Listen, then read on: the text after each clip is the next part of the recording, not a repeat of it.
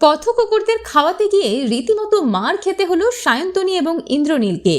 ছোট পর্দার পরিচিত মুখ সায়ন্তনী মল্লিক এবং অভিনেতা ইন্দ্রনীল মল্লিক। তারা দুজনেই পশুপ্রেমী। রাস্তার সারমেয়দের খেয়াল রাখতে, যত্ন করতে ভালোবাসেন তারা। কিন্তু আদরের পশুদের খাওয়াতে গিয়ে যে এমন খেসারত দিতে হবে তারা ভাবতেও পারেননি। শুক্রবার রাতে কসবার রাজডাঙ্গা এলাকায় পথ কুকুরদের খাবার খাওয়াতে গিয়েছিলেন সায়ন্তনী এবং ইন্দ্রনীল। এরপরই তাদের সঙ্গে ঘটে যায় ভয়ঙ্কর ঘটনা। সংবাদ মাধ্যমে সায়ন্তনী জানিয়েছেন, আমার দ্বিতীয়বার ব্রেন স্ট্রোক হতেই পারত।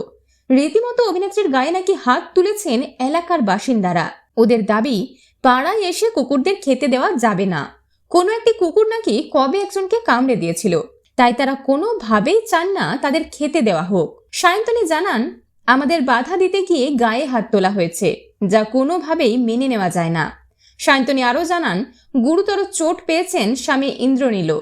রাতে বাঙুর হাসপাতালে যেতে হয়েছিল তাদের। সেখানে প্রাথমিক চিকিৎসা করিয়ে বাড়ি ফিরেছেন এই দম্পতি।